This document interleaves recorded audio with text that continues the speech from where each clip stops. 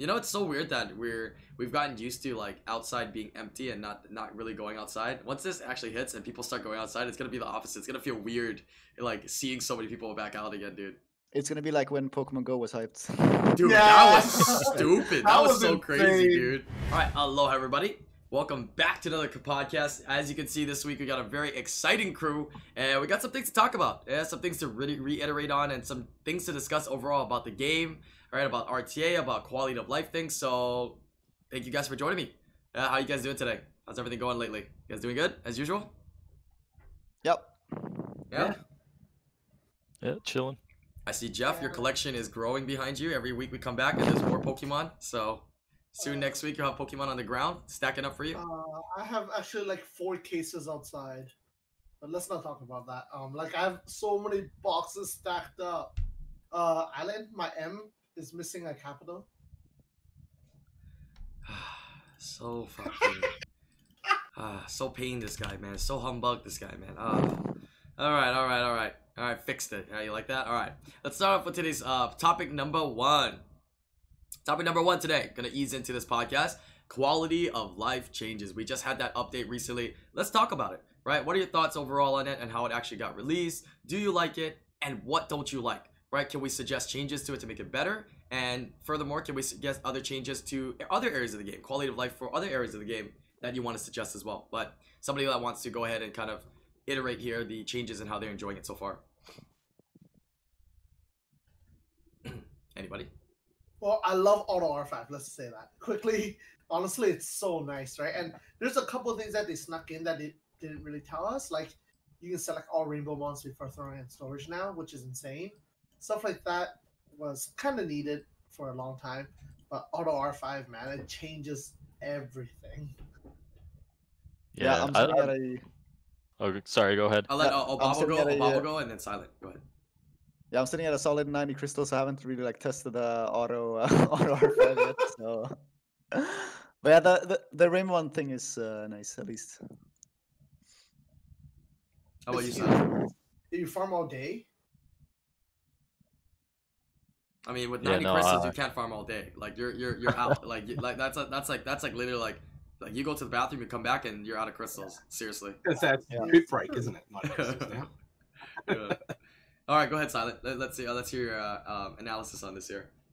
Nah, I was just gonna say auto R5 is dope, but I wish they would disable the notification buzz at the end of every run, because I get like tuned out now. Like before I would pay attention when it buzzed, but now I get tuned out because I'm waiting for the 10th run to finish. So I miss that a lot, and people kick me from their groups. It doesn't buzz for normal dungeons, does it? It's only R5. Yeah. That does it. Yeah, because I recognize the same thing with my device too. Like, kept buzzing randomly. So I couldn't remember if that was actually happening with like dragons, but yeah, that's starting to really annoy me too. It's a good point. Can you turn it off completely? Because I don't think I get that on my iPad. You can turn it off like in the like high. It doesn't work for iPad because iPad doesn't have a vibration function, but on mobiles it'll have a like an ending notice. You know, you can set the ending notice on that vibrates your device. So yeah. Okay. I don't have that issue, which is kind of nice. The other thing, I don't know if you guys noticed, but with Secret Dungeons, initially when you read the update, it sounds like Secret Dungeons are included with Auto Farm, but Secret Dungeons aren't. It just says that it shows up in the menu when you go to the Auto Farm screen, and it leads you into where Secret Dungeons are, and then you can just farm it like single run at a time instead of being able to Auto Farm Secret Dungeons. But otherwise, I think the updates. We spoke about it last week a little bit as well, please. So it's pretty good. The R5 change is huge. I don't know. I guess I personally was avoiding R5 just because, you know, you could just 10 times run dragons for, you know, without having to pay attention to your device. But now doing 10 times R5 has been ridiculous. That's all I farmed since the updates dropped. So it's been pretty good catching up on some grinding gems. Well, there's a lot more people that started rating R5 again. You notice that right away, right?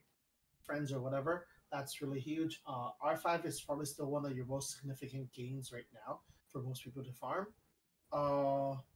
Overall, I think Comdress implemented the auto system like as a whole very well. Like they didn't take a long time to push updates up. They're constantly pushing updates up slowly, which is kind of nice. They didn't release everything all at once.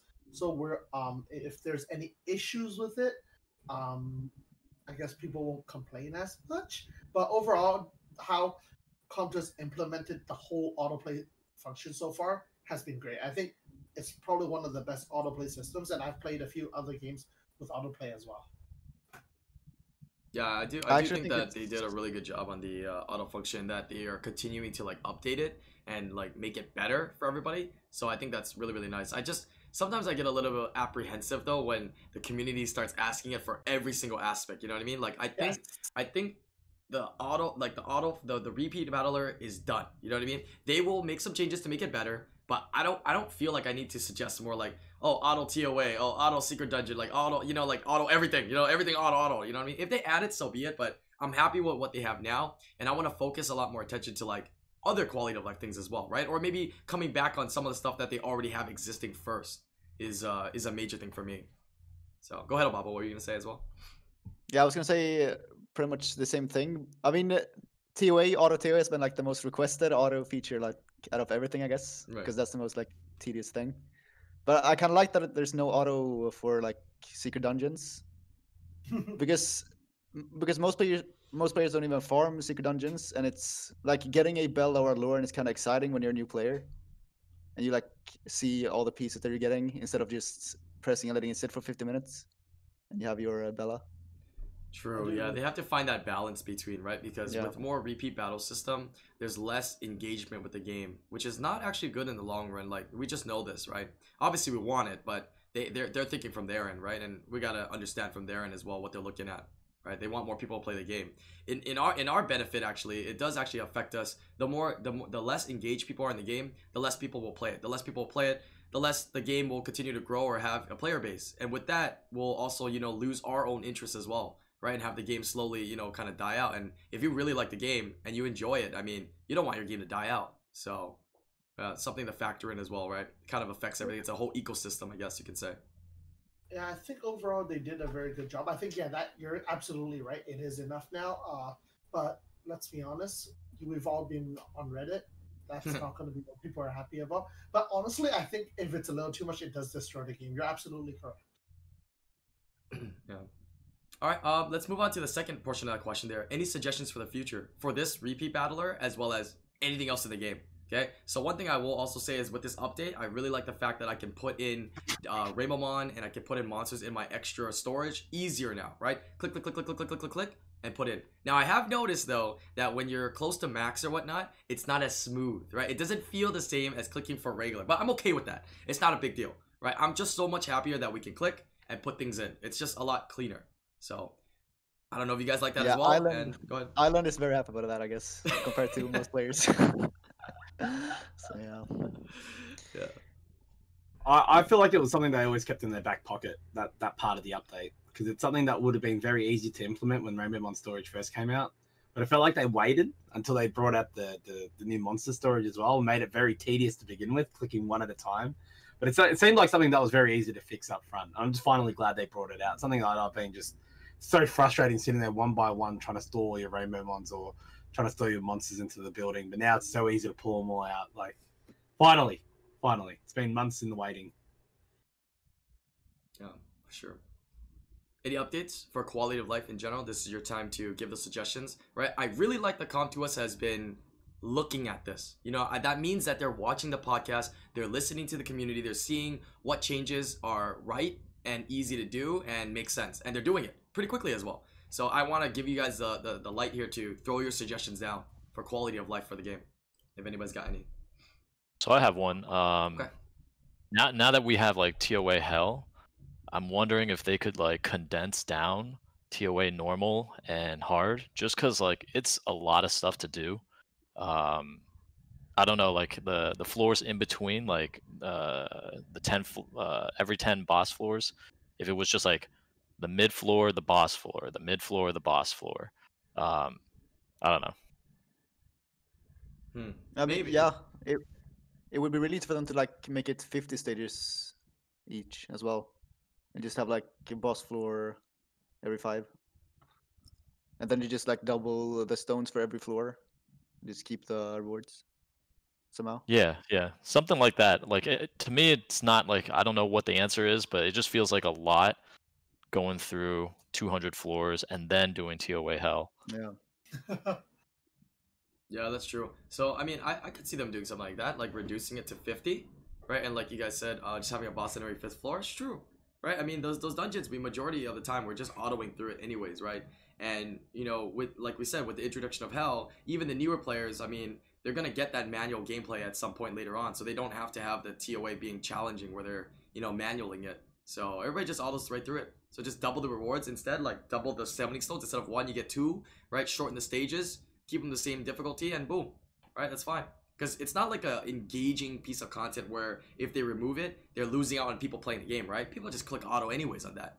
So condensing that down will allow players to do more, right? Do other things like, you know, that they want, do runes and stuff like that. And this could also be the solution for players that want that auto repeat battler, right? Maybe they don't add that in for TOA and they condense it down. That's a great solution. I like that.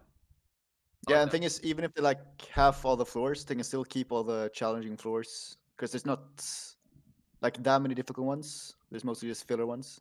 Right, like keep the Leo ones, keep those stages that are kind of annoying for players, right? That's the challenging like ones. Leave Leo those. and stuff. Right. Yeah. But remove all the stupid ones, right? The ones that we can't even name because we don't even know those dungeons. We don't even know those stages. Yeah, fair enough.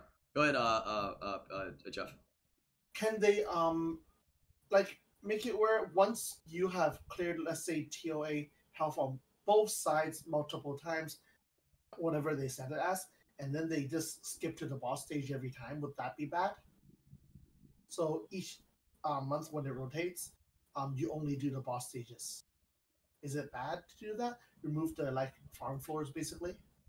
After clearing TOA hell, you said. Yeah, like no, TOA hard and TOA normal. Okay.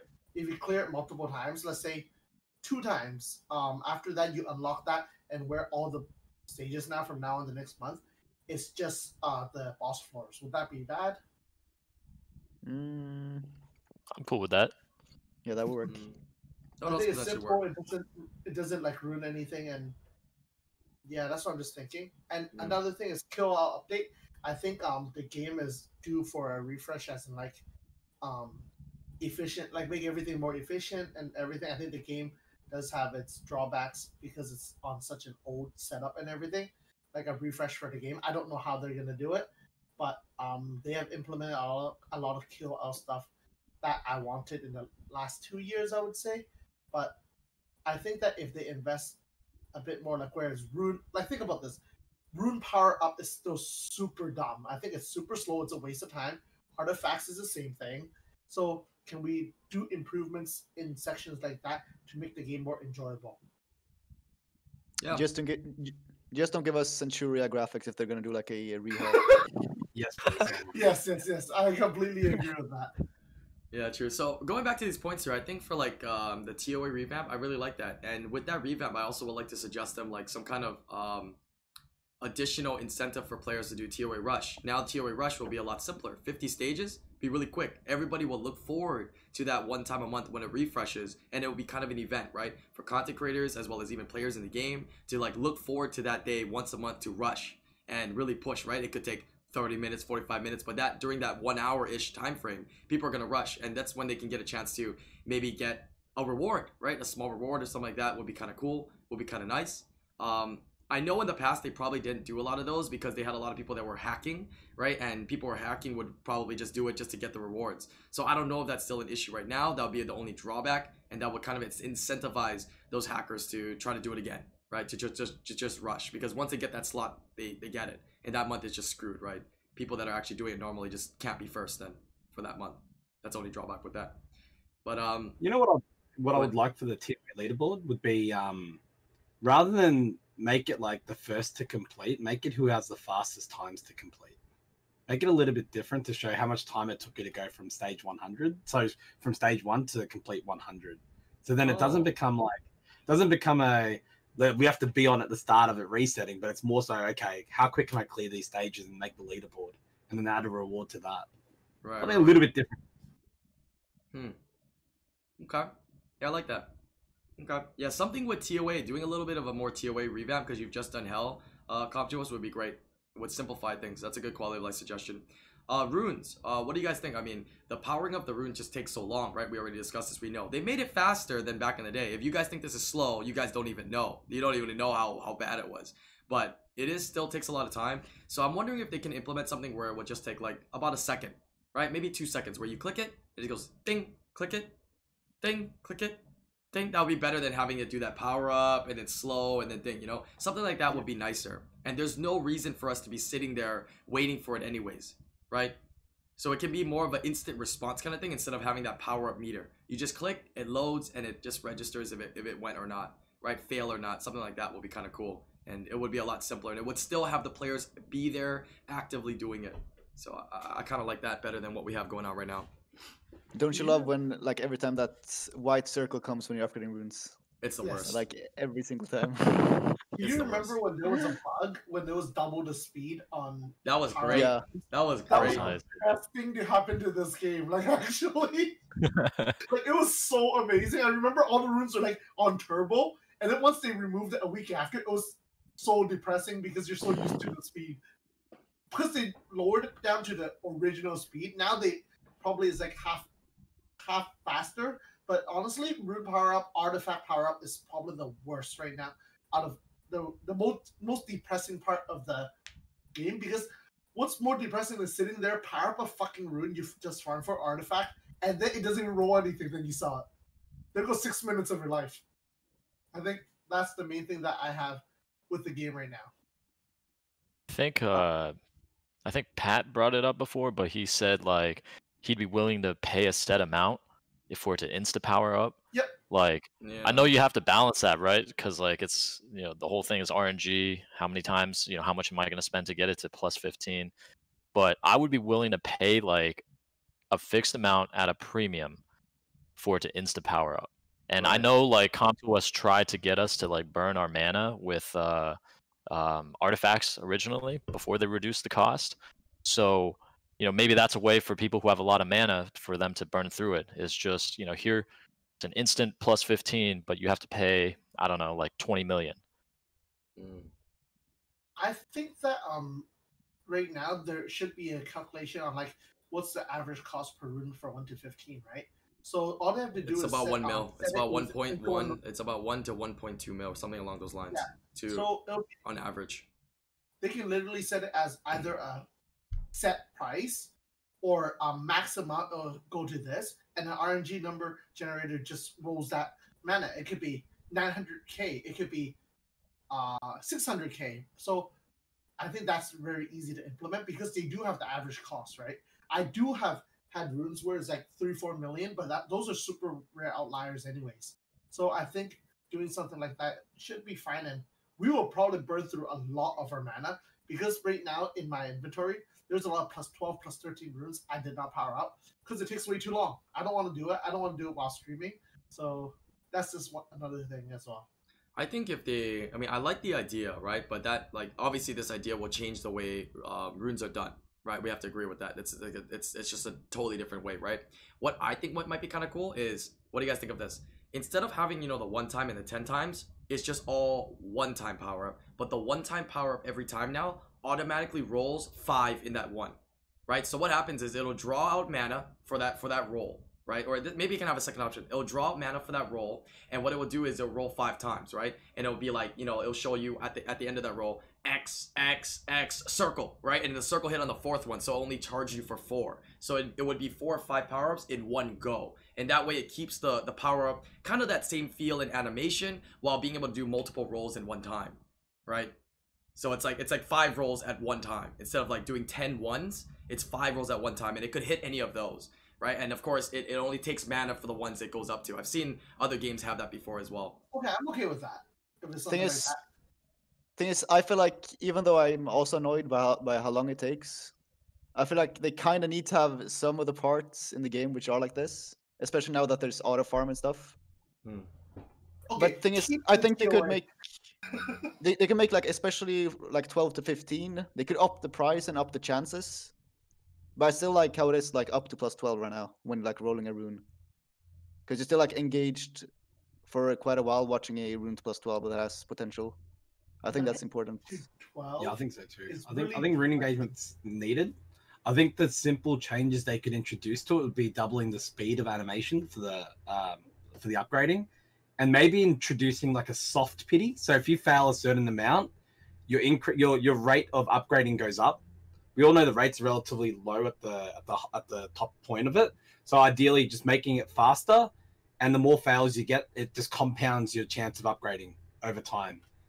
Just so then, I mean, naturally it should take less time, but it just gives you that, you know, a higher roll chance. Yeah, Right. they could add that, but they shouldn't say they add that, because then everyone is going to be asking for that for summons. So it's a pity system essentially that's hidden for power up runes, right? Yeah, maybe they don't have to introduce it as a pity, but I think something they should guarantee do is they should have an instant button for 1 to 3.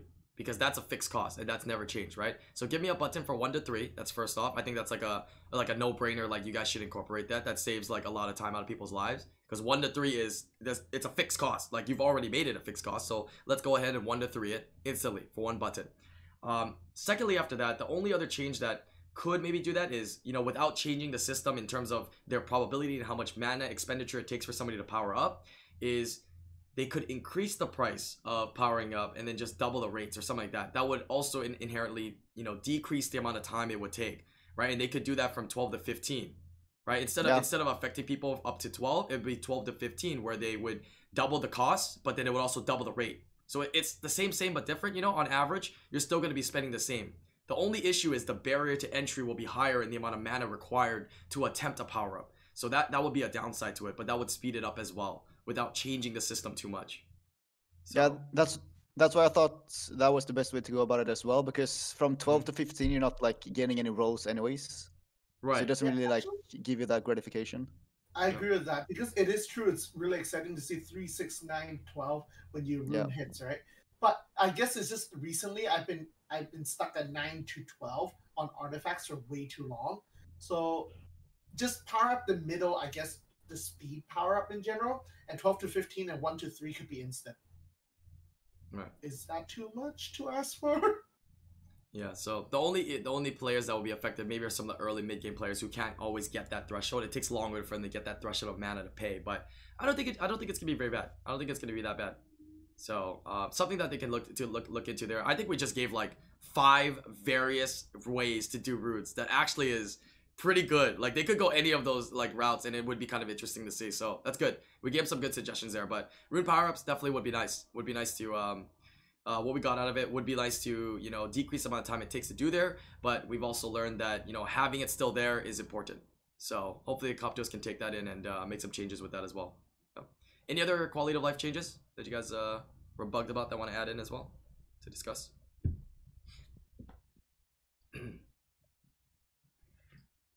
All right, if that's it for quality of life changes for today. Oh, go ahead. Maybe some way to revive in auto farm. A checkbox, just in case, like Illunia, you waste her. Just a checkbox. Okay. Just a checkbox, very simple. I think Skylanders had it, and it was super simple, right? So it just doesn't. You can still revive. Like, honestly, the 10 crystals is really. I think Comptos can make a lot of money off of it, anyways.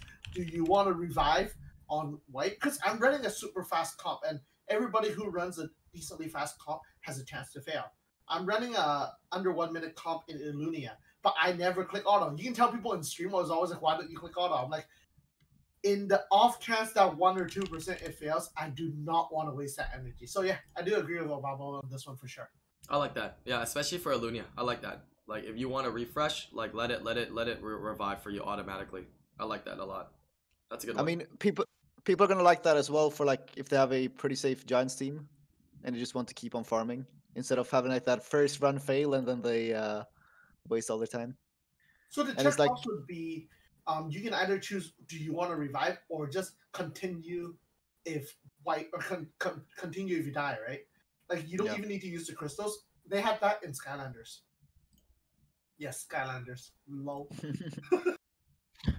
They're trying to revamp the game right now. They're trying to bring it back. I got an email like, oh, if you spent money on this game, we've decided to change basically the whole game. We're going to give you all the stuff back. And I'm like, Absolutely not coming back to that game. Okay. And actually, I saw someone thing in chat that was being asked. 6-star crafting. I actually don't agree with that, but that's my personal opinion. Sure. You want to talk about it? Go ahead. Yeah, because right now we're getting a lot of what's that thing called? A lot of crafting materials. So you're gonna craft a lot of runes. Runes are very easy to come by compared to 6 months ago because of Trakaru and B12, right? So we're already getting so much resources. If you are able to craft only 6-star runes, I think it's a bit much from the shop. I don't know if anyone else agrees with me on that one. Yeah, I think it would be very insane if it only gave 6 stars. Like that would be like you would get so many runes. I do agree that rune crafting feels kind of meh right now. I do agree with that as well. But I don't think they can make it like straight up just 6 star runes. They could up the rates a bit, but they can't just make it 6 star. Cheaper, a little cheaper. Maybe, yeah. Or let you do like 10 at a time or something. Oh, 10 at a time would be nice too. I do agree with that. Oh, I like that. 10 at a time would be nice. Pop-up box is the same as rune farming, right? I like that. Yeah, they're gonna have to make a decision if they want to do crafting. If they're gonna do 6-star crafting only, obviously it's gonna take more material to do it, right? Maybe a premium material to do it, and it would be correlated to the, you know, the average drop rate of the previous one, right? They have to do some math on it, on the probability of you getting a 6-star and how much more material you'd have to spend. But I'm not gonna go ahead and say the idea is totally bad. It depends on how they implement it and how much resources would it actually take to do something like that, right? There's always gonna be a trade-off. So it could be okay, right? But we'll see. We'll see. Because right now I feel like the crafting area might help out more players than the endgame players. If you're an endgame player right now, you're gonna mostly farm all your runes. This is a bonus to get your runes, right? That's really there for the early game players to try to get that additional rune to kind of help them out at the beginning of the game a little bit, right? Just to get a couple extra chances at getting these runes towards that early mid game. So yeah, I think runes right now very easy to get. If they make it easier, so be it. But the runes are very easy to get right now. Very, very, very easy to get. Especially if you're mid-late game and you've been playing for a while. That's for sure. Yeah, I feel like you get like Swift's triple rolls like every week now if you just farm giants. Yep. You're farming so much right now, and it's so fast, and B12 is honestly insane. So I think it will close the gap way too fast if we were to craft only 6-star runes. But I do agree that maybe you can change the resource where it costs less to craft, so it'll still initially bump up how many runes you guys are going to see, right? So that's not as bad. So that's a good idea because there's so many resources to get 6-star runes. Comp2us is giving us 6-star legend runes out of their asses right now. Everybody's like getting it from events. Events are non-stop giving it, and other like just in general. Comp2us is giving a lot of those overall. Right. Yeah, like even me sitting at like 60 crystals, I've gotten like 2 triple Swifts this week already. So it's, I mean, that's probably lucky too, but they're coming at such an increased rate. Yeah, like they're not super rare anymore. Yeah, I agree. All right, we're gonna hop into topic number 2 here. Topic number 2 is, let's talk about the Siege tournament that's going on and how can we improve it, right? We talked about season 1. Now we're into season 2 of the Siege tournament. Let's talk about it a little bit. Any flaws, any things to improve.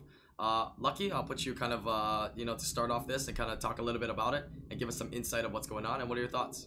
Go ahead. So I think I was thinking more of a generic sort of discussion around guild content in general. So I think the biggest issue that we noticed this season with Siege was around for the guilds outside of like the top 4, top 5 range who are kind of locked in.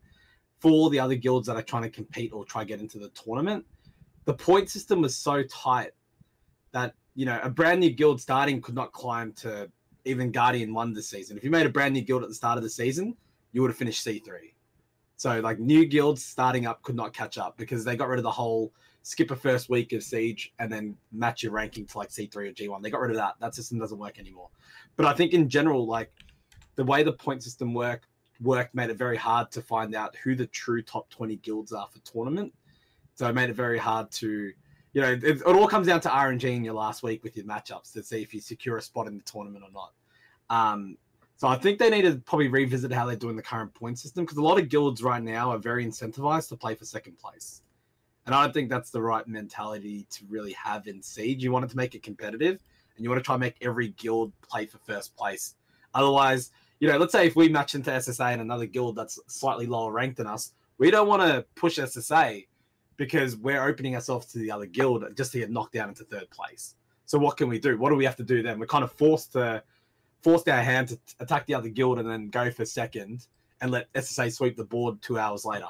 You know, like I want to see if there's a way they can make Siege a little bit more competitive to play for first place again. And that's something that's currently missing in Siege.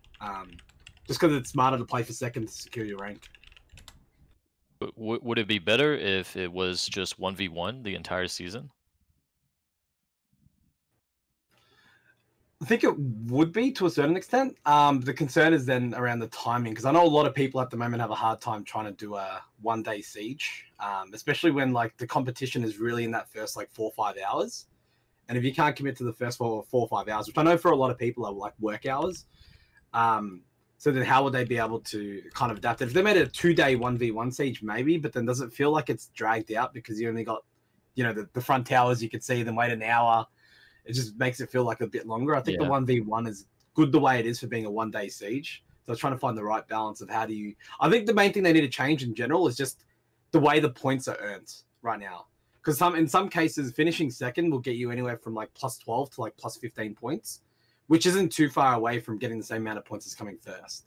So I think if they can kind of find the right balance of making first really worthwhile, making second and third not too far apart, then maybe that might raise the competition levels for finishing first. Sure.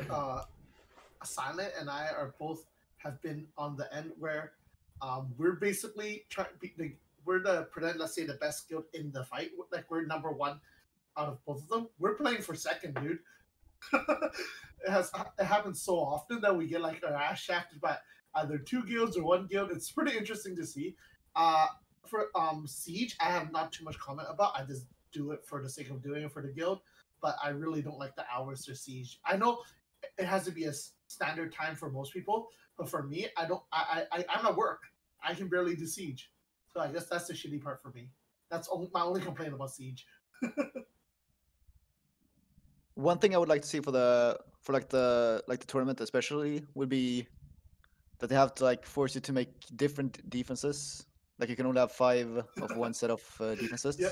I do agree with that. And maybe even make it so you can't use like multiples in offense. Yeah, like a cooldown, right? We talked about a cooldown before. Something on a cooldown, especially for a siege tournament, could be big. Offense and defense. Like no recycling, right? Right. Because honestly, right now, most guilds, okay, all the guilds do it. They recycle their best one. It will be a huge difference in ranks and rune quality. You can tell right away. Once people have to start not allowed to recycle defenses. Yeah, that's depth, right? Yeah, but like the thing is, since I was saying that you can only have like 5 of one set of defenses, then I think it's fine if you can recycle because you can't like have multiple towers of it. That is true as well. Yeah. Fighting the same fucking let's just say Shayna Martina Triana defense 14,000 times a siege is not the most fun, right? Like our counters are there. I built multiple of the same counter. I have 2 Vigors, 5 Triana, shit like that, just for stuff like that. So yeah, I do agree with that. Hopefully they can like fix that before Saturday. Yeah, good luck. But I think it's like I just want. Yeah, if they were to like promote that with more unique defenses, then you wouldn't need as many like dupes for offense as well. So it would kind of cut the problem too. So something like that would be nice. At least test it out in the tournament, and then they can see what they want to do with actual Siege. It changed the meta of Siege a lot, which is probably really good. Yeah, it's super stale. Yeah, it's super stale. Like anyone who does Siege, any rank will see this.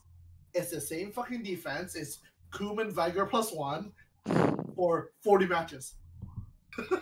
Yeah, Every single person knows this. Maybe they even could do like they can only have 10 like Kumuns on your entire defense lineup. So you have to like get really creative. But then they have to like nerf offense in a way as well, so it's not just super easy.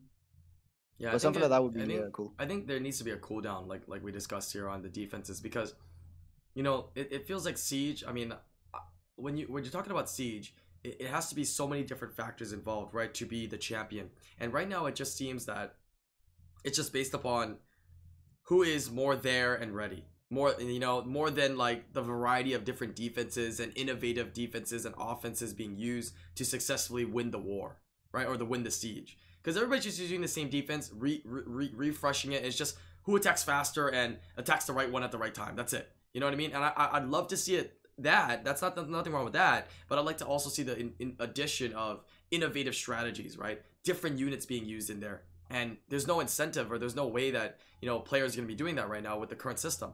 Everybody's just going to keep plugging it because the strat is just keep plugging the same comp because people can't deal with it over a while because they don't have a strategy because they run out of units if they're battling the same thing 30 times, right? And that could be almost any comp.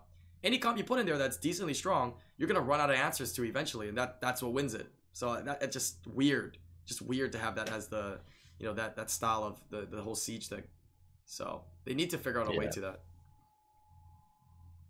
I'd like to see them nerf Molly too. They could nerf the Molly. I don't think it takes away everything of the issue of the siege, right? But just in more of the micro, sure. Yeah. I find Molly like particularly toxic right now because it's like before it was Odin, but you can build counters to it, but at least it's not a really RNG and long fight. Now with Molly, there's still counters that are pretty safe, but then outside of that, you get into fights that are really dragged out, really long. It's not fun, and you know if RNG flips one way or the other, you lose. So I think it really restricts the style of play because you can't, you know, it eliminates a lot of options for you. So it's a really strong defense, but I think it makes really boring siege. All right. So let's say me and Sylent go against each other. We have counters to each other guaranteed. The only time we lose is actually RNG, right? And it's really stale at that point, right? It's really boring. Like the only time that I would lose against a counter, I have really safe counters, but eventually that one RNG proc that swings the game the other way, you lose. And it's not innovative, right? That's the whole point, right? It's boring. And I guess we don't want that, especially for tournament, because as if it's not boring enough, the last 3 months I've been fighting the same shit. But now it's in a tournament setting where you're trying to fight for rank 1. So I do agree with what everybody said here so far. Yeah. Okay. So on top of the cooldown stuff, I think they can incorporate something where it would give boosts to certain units in certain towers at certain times randomly. That would incentivize, you know, having different units in there as well, right? Like let's say, you know, fire units get additional stats, you know, this units gets additional stats, 4-star units get additional stats, right? That can be a big game changer in, you know, guilds strategizing and they give the best comps. That could be the next level of siege. That could take it to a whole nother level where there are a lot of people out there that don't care as much about RTR or arena or anything like that. They care only about siege. And I think that will make it very, very enjoyable for them to be able to have that, right? Imagine having like 50% more attack. Like that's big, right? It's big for anybody's defense, and you would be able to use other units as well, for sure. Yeah, like only thing with having a cooldown, it's like pretty good for the issue. But the reason why I prefer like having a limit on unique units or unique defenses is because if you have more than 5, like if you have like 20 sets of one defense, then you can just cycle those anyways. Meanwhile, just 5 of them are on cooldown, kind of. Right. They would have to figure out the logistics of the cooldown, though. You know what I mean? Like and then it's still like when you put it in that tower, you can no longer put maybe those units in that same tower again. So if people are fighting over it, you only have to have other ones set up because you're gonna run out and then you can't put those back in there anymore because it's a one-time, you know, slide in. You can't slide your best, you know, Kamoon, Skogel, whatever defenses, right? You can't slide the best ones constantly. Your best players. You have to cycle different players now and there, and that also is a little dynamic change to the siege as well on how strong the runes are in those units. So like it would be cool if they buffed other units as well to have more like guild leader skills. Mm-hmm. If they make it give unique. my Beast Monk some guild leader skills. Please. You give Rtesh a speed lead, guaranteed Rtesh will be top in the meta right now. And I'm not saying that because I have 4 6-star Rtesh. That's a different story on its own. I feel like Shazam should have like the 33 speed lead of the Honestly, Beastmaster. Shazam does deserve it. Like, that's not me saying because I have one, but anyone who's actually used Shazam will realize how big piece of shit that unit is. I think Sylent has one. Do you Nah, have one? Oh, you don't? Oh, you're lucky. please no, please. You have the Bay. I was there. Yeah. It was exactly just 20 days after today is when you pulled it, right? I remember it was December like 20 something when you pulled it in front of me in my eyes. Still haven't used it. All right. So good suggestions here for Siege. Let's move on to the next topic that we want to talk about here, which is going to be RTA. Right, we're going to continue brainstorming about RTA here and seeing if we can improve RTA. What's your thoughts with the ladder and the season going on? Not just SWC, I mean, because that's separate here, but just the RTA system so far. Right, we got to keep talking about this to make this happen. Right, there's a lot of factors and a lot of things that need to go into play to make this happen. Quick one thing I want to point out, although I'm abusing the fuck out of it, I really need to talk about this, is Comp to us needs to stop over buffing AoE units like Chong-Pang and stuff like that. I think it destroys the whole meta. It turns it into a complete speed meta. And I personally don't like it, although I'm abusing the fuck out of it. Because who wouldn't if you can use it, right? But right now, I do feel that having all those units making bruisers a lot more useless, I would say. So that's just my feeling about RTA right now. All right. So in terms of that though, do you think that it's kind of good sometimes though that they do that, where they're changing the meta? I mean, obviously they're not trying to break the meta, right? But they gave that buff to Chun-Pong and he's really good now. I think it's sometimes kind of healthy a little bit to have that and then change it, just so like there's different dynamics going on in RTA and like more strats can be kind of devised, right? So I do think that the next balance patch, whenever it is at the end of the season, if they're gonna do it, they probably might tune him back down or tune something else to kind of like react to him. Maybe a 2A or something. Yeah, I do agree with that. But I guess what I'm seeing is not just Chong-Pang. Chiwu Ritesh. Not Chiwu Ritesh. Chiwu Okeano, something like that. So I read Ritesh in your chat. And then I read What the fuck are you playing, dude? Chiwu Okeano, Gemini, shit like that. Once you outspeed, it's basically fucking over, right? The only units that really destroy my comp is something like a Wunsa that outspeeds me and something like that. I do understand what you mean. I do agree because Jaegers, Ragdolls, and stuff like that has trumped the RTA ladder for quite some time now. So it is nice to see them get down a bit. But Ragdoll's still super strong into double AOE or triple AOE, right? So I just felt that right now, if they continue going down that path, it's going to be a swift meta for long. Like, this might just be me, but I feel like the meta is less speed meta now than when Beast Riders weren't nerfed. That's how I feel right now. Do you have a Chun-Pong? I don't have Chong-Pang. You don't know then. I mean, I'm fighting them, so it should be more obvious to me, right? If I'm. I think with your style of play, if you had a Chun-Pong, oh man, you'd be having some vroom vroom matches, buddy. Well, Baba, we can run the same comp, exact same comp. Put it this way: I streamed for 3 days of 30 wings each day. I went from 900 points to mid G3, 3 days, and I was 80-something% win rate. I ran the same 7 units. I think they just need to tune down his ATB pushback, because right now he hits everything. You know, fire. You know, everything goes to 0 and it gets reset, which is crazy. Like even Verds, like, you know, people bring Verds to try to counter that, and the Verd gets, you know, pushed back. They can make something. If Oki gets pushed back, you don't even cut. Yeah, pretty nuts. Yeah, the thing is, because right now he doesn't really care about glancing on fire, because as long as it lands 1 time out of 3, they're pretty much at 0 ATB. So maybe if they do something like the first hit is 100, but the others are like 20%, so he gets countered by glancing harder. Maybe something like that. He'll be back. Okay, so 2 things I want to really say about people countering Chong-Pang. And this is me as a Chong-Pang abuser, right? People bring units like Molly, Junos. If Juno and Molly doesn't take a turn, it doesn't do anything. With reduced attack bar, it doesn't do shit. I'm just throwing that out there for people who tries to take Juno, Molly's into Chong-Pang. Well, it doesn't work. I've been calling this unit for a little while now, and hopefully he gets some light. it's time to bring out his brother, right? Time to bring out the water art master, baby. Someone tried to bring Water Art Master against my Chiwu yesterday. I'm not talking about you. I'm talking about Chunpeng. Yeah. Right. I've used it against it, but like I said, it depends on how you reduce the attack bar and who you reduce on. That's way too big of a gamble. Like, do you want to take that gamble in those matches, right? I do have a Water Art Master doubled and everything. I was gonna use it for SWC, that didn't work out. But the best counter it's used for is Wunsa.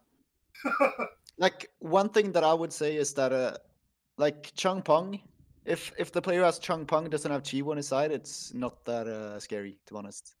Yep. Yeah, I feel like Chiwu is also super strong right now, so like the more answers we get into Chiwu, the less good Changpeng will also become. Because like if you have to rely on Changpeng to land his second skill, then you're already gonna lose a lot of the time. Yep. One thing I would throw out there is when SF units come in, Water Ryu. That's gonna pop up. Nice. Everybody knows this already in G3. Yep. Everybody's probably like kind of like sitting there right now. But yes, Water Ryu is gonna be a complete meta changer when it comes into RTA. I agree. Yeah, because he's gonna like, even if you're on like a despair one, if you want to, like even if he doesn't despair stun, he can like screw up your order completely, and then it's GG anyways. So he's gonna be fun for sure. All right. Okay. Coming back to the RTA changes here, what else can we suggest to kind of make RTA a better space for everybody to play? I mean, we talked about the auto button getting removed. Is there still any objections to that? I still think that needs to get... video. Yeah. I watched your video that you did yesterday. I completely agree with you. It's the dumbest shit ever. Yeah, it doesn't make any sense, right? I do agree with you. The auto button removed automatically would change at least 30%, let's say, of the issues people are complaining about, and I do agree with that. Yeah, it's just like, is there any benefit? Can you think of anything, Sylent? Can you think of any benefit? Yes. I can't think of a benefit of a damn like auto button at all in RTA. I don't know. You can it's just basically if you want to be cocky. Every often I do that. I take turn one. I know what's going on, and then I click auto and walk away. I did that today once. Okay. Any good reasons? Absolutely not. I just want to emote on somebody, you know. Yeah. You do that while autoing. So something that I've done a couple of times is when the enemy goes Ganya Thor nowadays, and like Chi or something, I just pick Juno and Molly or whatever, and then I just press auto from the start. So just like sit watching. Full match, Ganya and Thor, they don't bring enough damage, and you literally auto them with Juno. Yeah, I've seen you do that before. It's pretty fun, especially since they're running like Ganya Thor, so it's a toxic comp, so it doesn't feel as toxic when you're doing it. But yeah, like they should fix that, but I feel like why fix it by removing auto button when that actually helps when people DC instead of like fixing the reasons why people are autoing. I really like the idea of having a reward every week for RTA, depending on your rank, because that would make it a lot more interesting for people to actually play it just not close to the end of the season and stuff. Right. I feel like tackling it that way is better. I think the autoing has to do with botting as well, right? Like I think last time we talked about this, I was like, I didn't really think botting was happening, but then I saw some videos, and it's pretty clear that there's people out there botting, and that's not fun. So I don't even get the benefit of botting it as well. Like, you don't even get that much rewards from like RTA botting. So I'm like, what is the purpose? It's such like, I don't get it. Yeah, I don't get it either. Yeah, that's why it would be so nice if there was like a weekly reward to incentivize being high rank the whole season, because then people don't really have any reason to bot, and if they do, then it's like a rare occurrence, I feel. Yeah, I think weekly rewards would be a good way to get rid of the people camping in low ranks, and it would promote playing RTA as well in some shape or form. It would make you want to keep the highest rank as possible. Yep. During that week to not getting the reward that you. Yeah, because I don't know what sort of rewards do you reckon would be worth it? What would incentivize you to go for it? Would it be maybe something like maybe something as simple as maybe like a labyrinth or siege type of box, like an RTA box that will give you a random set of items, and go, you could have memorials, low ranks like people say that I've been doing. No. That would actually be really good if You know what it needs to be? I like that. It's a box like Labyrinth or Siege, but it has exclusive like aesthetics in there. That's a low chance of getting. Exclusive aesthetics. You can't purchase this. It will only come from this box. And it's exclusive aesthetics. Because now you'll have people that are trying to get that because it's something to flex. That's big, right? Like, oh, it's like some kind of golden wings, right? It's like somebody like gets it and they have this golden wing now, right? And the higher rank you are, the more of the boxes you get. But everybody has the same chance. Even a pleb, like a fighter, has the same probability as a guardian, but the guardian has more boxes, right? It's just like a golden crystal wing or some shit like that, right? And it just looks super nice. Go ahead, Sylent. No, I think that's a great idea, and like maybe what they could do is like, I mean, I don't know like what technically if that's possible, but like, it makes me think of like weapon skins and shit like that. Right. So like, what if you could like give your Okeanos a different spear, or Yeah, golden That would spear. be cool. Right. yeah, like It's like Overwatch. swap some of the like the textures or the items like that your characters are like wearing, Yeah, like, cause I think they went about like the with the store and how they went about it with you playing, you get points and then you buy it. That's one way, right? But getting that RNG, cause this is a gacha game, right? But this RNG is unpurchasable, and this RNG is fair across the board between all players. And getting that chance is hype. If you can build hype behind something, that'll incentivize people to want to play, right? And that'll incentivize people to want to play at their correct ranks by getting more chances at those. I like that, dude. I can see the thrill of opening those, man. And when you hit it, oh, dude, that's the excitement right there. I like that. And then maybe there's like some that are like tier specific, like Guardian only. Once you get into the Guardian ranks, you start seeing this skin show up or something. It could do that. I want something fair across the board where everybody can feel it, because my big movement here is I want everybody to do RTAs, right? I want more people to enjoy it and like it, because if we get more people to play, it'll actually fix a lot of the issues that we're experiencing just by having more people play, not changing a whole lot of things. Like I said, there's so many different things that need to happen. This is one of the things that need to happen here, but I like that. It's more gacha, yeah, Chad, but it's participation gacha. Only obtainable. Gacha that you don't pay for, so nobody can complain about it now, right? Everybody has an equal and same stance, and not just that, there is gonna be that stupid brown star do one RTU wing a week, and he's gonna open the fucking loot box, and you're gonna sit there go like, "Fuck, I'm a Guardian 3 player. I've been farming 6 months for it, and I don't have it." Yeah. So I really like that. And thing is, if they have like something specific for Guardian, they could have that like limited to the Guardian skins, so it's not really something that everyone else could use. So you don't really have the feel that you're missing out on anything. So you can like improve an old Guardian skin to show that you're still like G3 with that unit. So because like if you have like a G3 panda, it doesn't mean that you're G3 right now, for example. So one big thing is that back then, I think Adam remembers this, that I got shit on. I said that the RTA skin should not be brought back. Do you remember that? And I got shit on for it because they go like, "Oh, you're a Guardian, that's why you're saying that." But otherwise, you would not say the same. I said that back then is like they could bring the skin back, but make it where if the Guardians got it during the RTA season, their skin is a little different. Like it's just a skin, right? It's aesthetic. Yeah, right? that would be nice. Yeah, like what is like crowns or something? The crown, the spear, that could be a different color as well. It's the same idea. I'm not saying that this should be implemented on what we're mentioning. It's just that back then I thought of the idea of like, I still think it should be limited. If you got it during that season, if you're a Guardian, the skin is blah blah blah. But I think there should be a difference between if Conquer 1 player farms Special League and gets it versus the Guardian. It still makes people like me happy, and you know what? It makes everybody else happy where they get the skin as well. Because like I wasn't that happy about them bringing the panda skin because I worked hard to get multiple panda skins. But so that was my own opinion on something like that.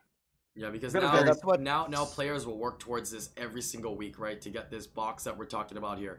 And like I said, I think it's very important that we promote the fighters and the conquerors to play more, and this would be big for them because they know, hey, I can never be Guardian. I might never be Guardian for whatever reasons, right?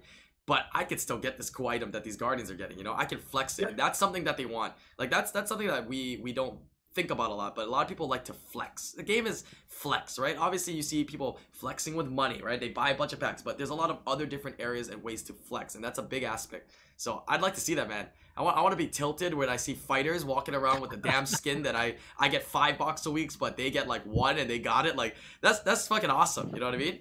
Like every week, everybody will look forward to opening their RTA box.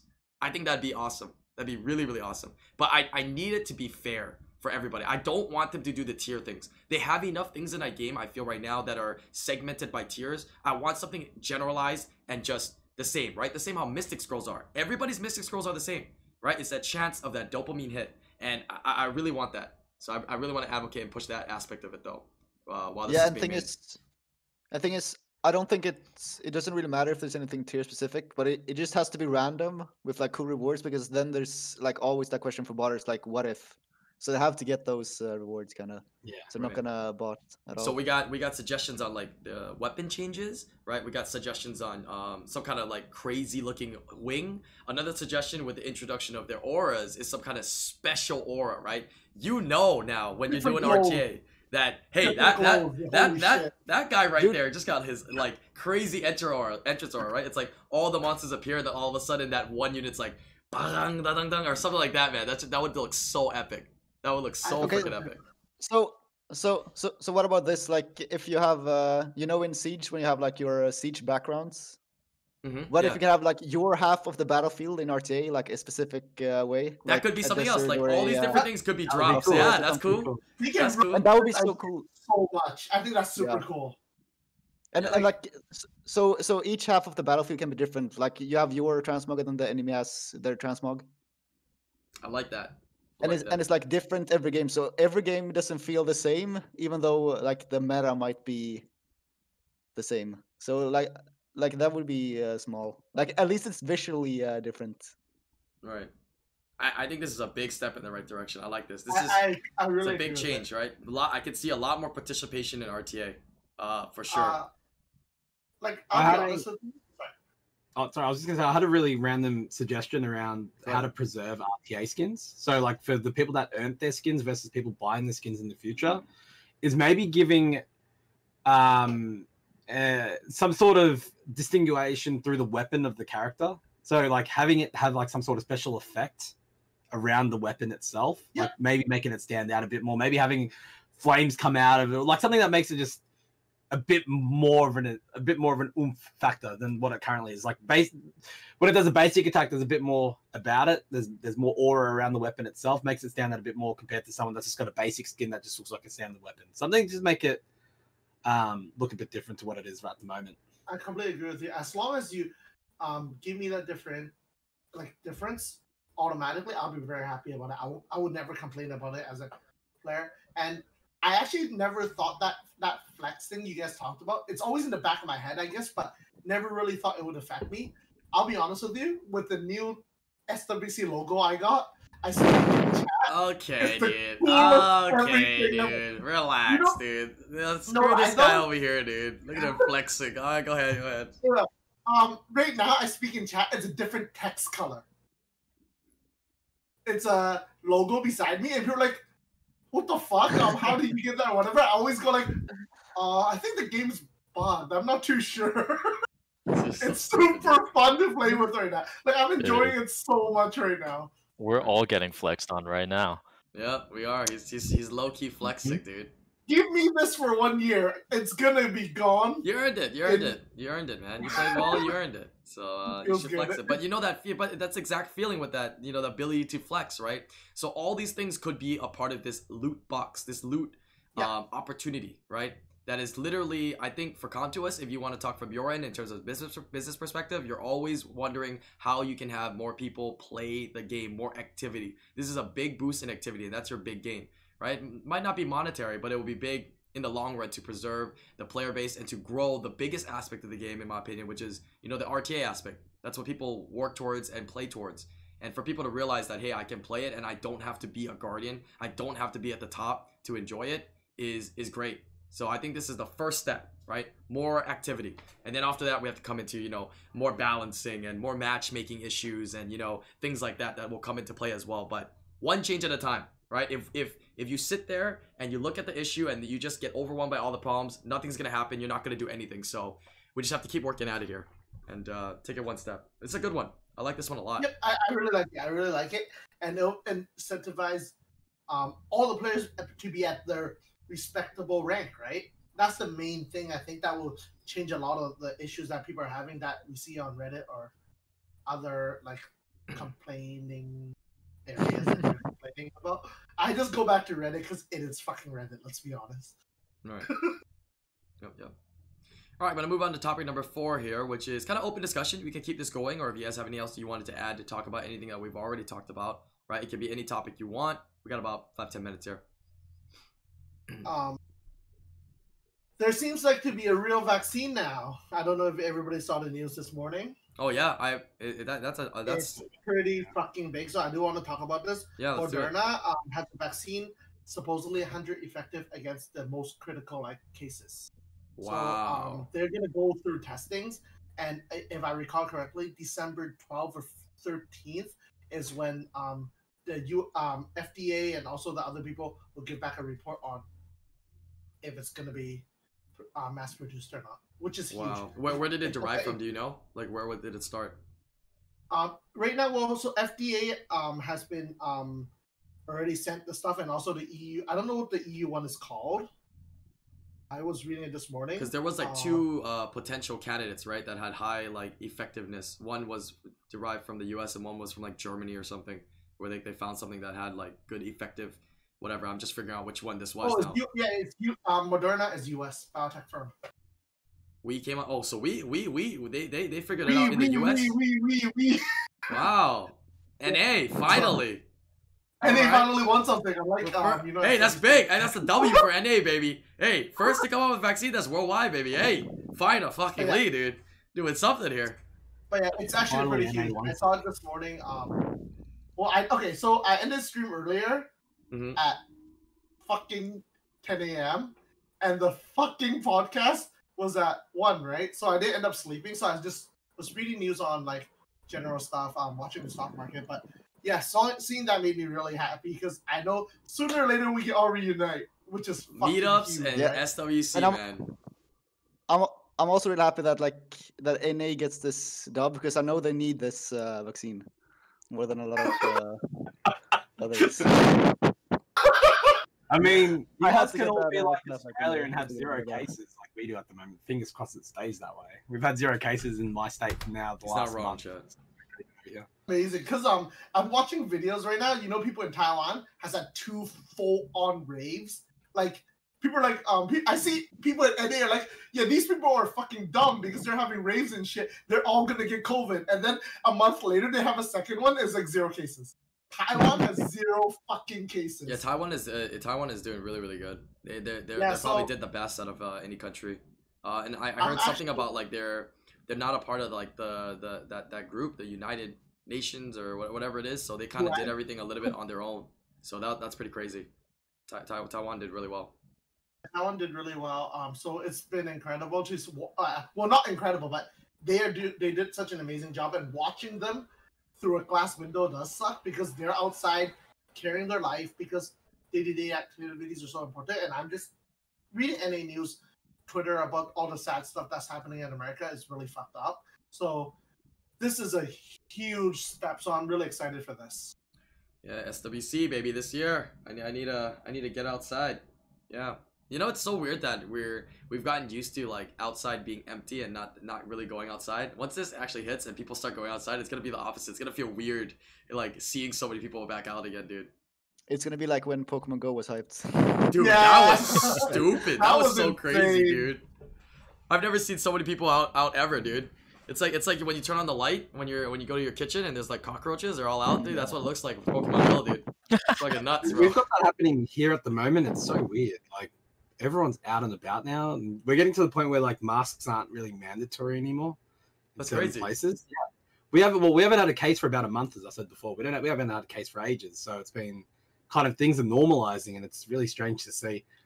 You know what? I'm curious if masks are going to be a little bit more normalized now. Like people are just going to still wear them even after this. I think people might because in Asia they do that a lot.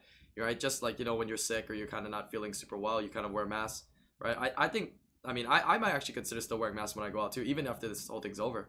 Yeah, I'm kind of used I to think it. that would be. I would think that would be a really good standard. If you're feeling sick, then you wear a mask. I think that's what a lot of people are gonna do. Yeah. I don't think many people are gonna do it when they're like feeling normal, but it would be nice if they do it if they're feeling a bit ill. Yeah. For sure. Yeah. So, normalizing masks and like, I can't stress this enough that in 2020 is when we tell people that you should wash your fucking hands as well, right?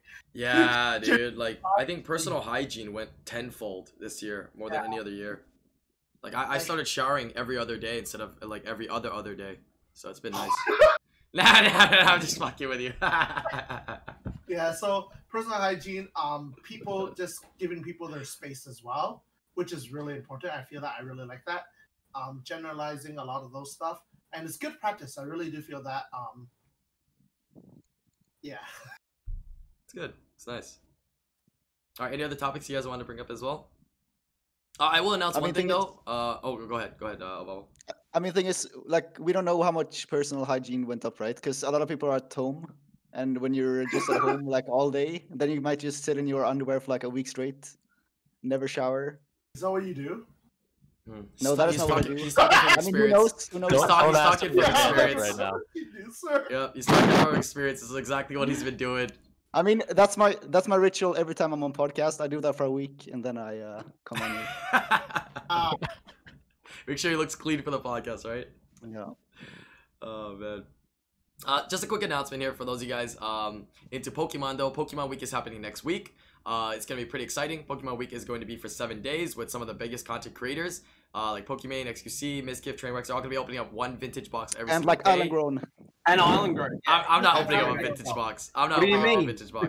Alec, there's that vintage box on your table. You know, I see you. I see you. No idea what you're talking about. But Surprised we haven't lost you. I'll be joining them to kind of help them out, so it should be exciting. I will be actually going on a little bit of a trip here, speaking of Corona and whatnot, but I'll be going on a little bit of a trip to Texas this weekend, so we'll see if we're going to have a podcast next week.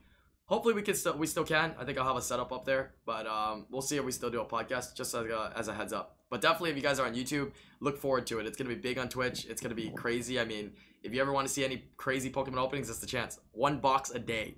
All right, that's insane. Guys. Pokemon podcast when?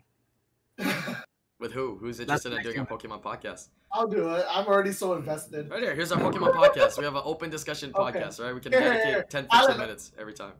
Are you proud of me? And then you just show me your face. Oh, okay. You got pulls. I was like, yeah, I saw that. I saw you posted that. Right? I'm Is so that? happy. Congratulations. Those are big, dude. They're not mine. They're not mine. They're not mine. They're not mine. I opened up a bunch and I got absolutely nothing for my CPs, for myself. Champions Path are so depressing to open. But Hidden Fate is so cool. Also, dude, look at that wall of Pokemon stuff, dude. Look at this guy, dude. This is made by a guy. He basically repainted like a box, a booster box, and then he sold this as 36 pack, like a booster box of Hidden Fate. Hidden Fate never came out as a booster box, right? Look at how cool it is, though. That's pretty cool. You guys That's spent a lot innovative. of time. Yeah, so I bought 2 of these. I thought it was super cool. But in general, I want to say I hate you, Alan, but at the same time, I do want to thank you. Getting to experience all this nostalgic and fun as well. I'm like, I do look forward to like opening cards every day now because it's fun, right? It's really exciting and it's a lot less stressful than Summoner's War. I think, So I mean, that's what I've been doing. I've been spending my money opening like Pokemon stuff. I just get more of a kick out of it than anything because I ask myself, why do I spend in Summoner's War to get a kick of it, right? But I don't really need anything. I don't really need a kick of it as much anymore. So I feel my money's better spent, on something else. So I am so addicted to this. I remember that morning you were doing that 10 a.m. stream, so 7 a.m. your time. Remember when we were texting? I set an alarm just to watch it. No way. Yeah, I'm so the vintage opening? Yeah. What Like, the hell? If you guys haven't watched like Alan doing those stuff with the other content creators, he's been incredible. I learned a lot. He's doing it with a lot of cool big streamers. Like I was telling you, right? Shots. I've been watching Shots for a long time. Oh, and that really? morning, I was like, yeah. I watched the Chen Gang. Anyone who watches the role players will know, but I watched them for a long time. And I'm like, holy shit, IslandGrown is on the corner of that.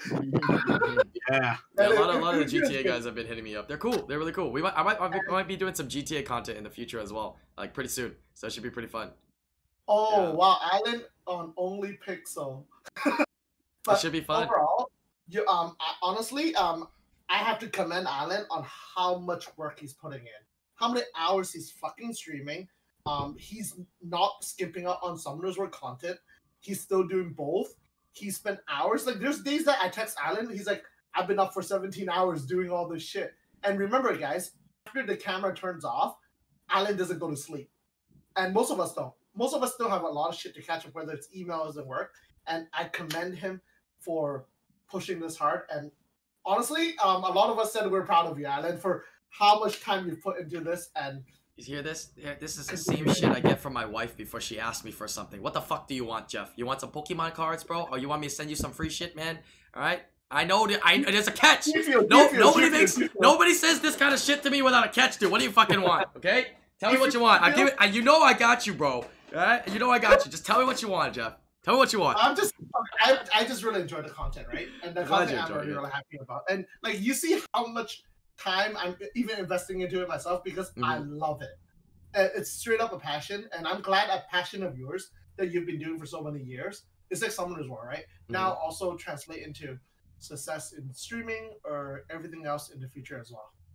Yeah, just one big one before anything else. Big congratulations to hitting 100,000 followers. Yeah, dude. Well. Thank you. Yeah, 100K. It's huge, man. Yeah, it's been huge in the last couple of weeks. You've gone up like. Yeah, it's been pretty nuts. I never thought 100,000 idiots would follow me. I mean, 100,000 followers would follow me on Twitch. Yeah, it's absolutely amazing. Congratulations on dropping down to 50K on YouTube soon. 100K on YouTube soon. Yeah, we'll do. Speaking of YouTube, we have double channels now, so we still got a video every day on, for the Summoners War channel, and then we have the secondary channel, which is the Pokemon channel, and we got 3 videos a week on that as well. So how much work Aaron's putting into that. Like, actually, we're every grinding fucking video, you're grinding, and you know what? You deserve every bit of success. My stream talked about it today. They're like, do you see? We're worried about Alan. I'm like, Alan's young. He's gonna push right now. If he doesn't push now, when is he gonna push, right? But yeah, I'm enjoying it. You know, like I don't feel like it's fun. It's really fun. Go to Bob. Yeah, that's the thing. Yeah, I was gonna say that it feels like this is something that you're really happy to do. So I'm like excited for you because it's so insane. But like, it feels like something that you're happy to do, and that's nice. Yeah, I'm very happy.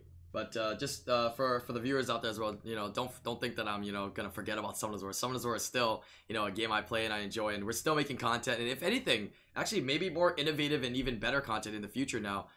Since, you know, I might be more allocating some more time to streaming Pokemon, I'm thinking about like doing more videos and different types of videos and whatnot, and you know, more than just summons as well, right? But still gonna have a content on everything. I'm still gonna make it happen, guys. So yeah, it's just more. You can do that like Miskiff versus XQC with that whale wars that you're doing, and then winner gets like a vintage Team Rocket pack. That'd be insane. Yeah. I started a new thing on my Discord with other people. Okay, this is super dumb. I don't know why I'm telling you this, but it's super funny to think about it. 2 viewers of mine buy a break, they battle, whoever wins get their money refunded and all the cards. Oh my it's god. Straight up gambling. And I have had people already do it with me on Facebook. That's scary. Fucking nuts. Imagine you lose the battle and the shiny vault. That's right? too scary. And you have to fucking pay for it. But I have people doing it. It's super fun. Like, it's super fun. But that's just D10 in me, right? Yeah, that's for sure. Yeah, Pokemon packs have been awesome. People have been doing breaks and whatnot. For me though, I guess I'm the only loser because I try to make sure that they never lose, right? Which is nice. Try to give them stuff so that they always can't lose. Because you did. Yeah. It's super fun, super enjoyable. Like, I was watching Ben's polls yesterday. Holy shit. And yeah, then, dude. He had so many Charizards, it's crazy. And the Zards before that, Rich. Holy shit. Dude, those are fun. I'm really excited to watch those now. Yeah, so next week, guys, 7 vintage boxes, 7 streamers. It's gonna be probably the biggest thing going on Twitch. So look forward to seeing those open. Relive the nostalgia without having to break your own bank. So you get to see the cards and you get the excitement of it without having to actually buy it, right? Since these streamers are the ones buying it. Well, I mean, how much are those boxes worth? Oh yeah, we're talking like 20, 30K, 40K. Right. For a lot of those boxes. Yeah, like the cheapest one is still like very close to like 20K for like the minimum. Yeah. So it's expensive. But I mean, for them, it's nothing, right? I mean, they do pretty well. So, yeah. Exciting. Like, it's crazy how this thing is. But I don't know. I feel that graded cards, like in general, are gonna have a pretty big dip soon. But all the vintage box, people always think it's gonna be a bubble. It's not, because as one box opens, one goes less. Each price that they're announcing is gonna be higher than the price previously, because it's either you buy it or you don't get it. It's that simple. Yeah, Speaking of which, I opened a mystery box and I got a fucking Karibo PSA 10, like a token. Look. Are you doing a Yu-Gi-Oh opening? Yeah. So you've seen these before, Alan, right? Oh, I didn't even know you did Yu-Gi-Oh. Oh, interesting. No, do you know the mystery box that they sell the Pokemons of? Yeah. They have a Yu-Gi-Oh one. So I bought one for fun and I got a PSA 10 token. Congrats.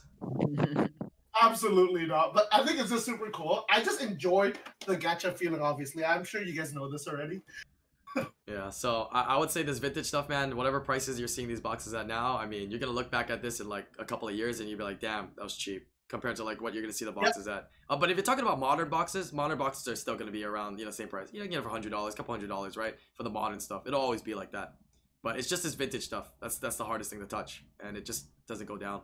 So, yeah. 1999 to 2002, 2003 boxes, right? Yeah, pretty crazy, right?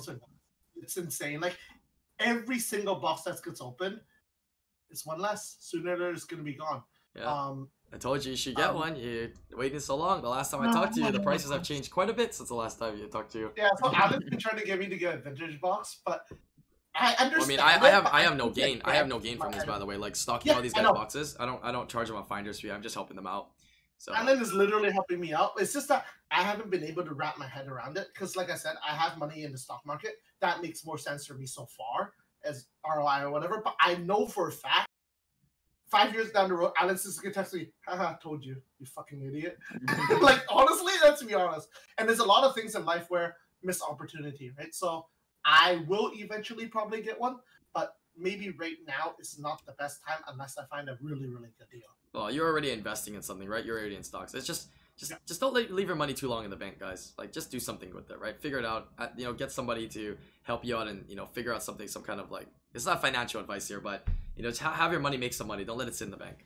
That's all it is. You can almost say these vintage boxes after next week will be worth a little bit more, considering 7 more are going off the market. Definitely true. Definitely true. At least I think 8 or 9, right? Because XQC is doing 2 boxes and everything. Yeah. So think about this: 9 vintage boxes gonna go missing. So it's pretty nuts. You can see how addicted he is. You can see how addicted he is. This is what it's all about. You eat, sleep, and breathe. Just everything about Pokemon. It's just, it's nuts. It's nuts.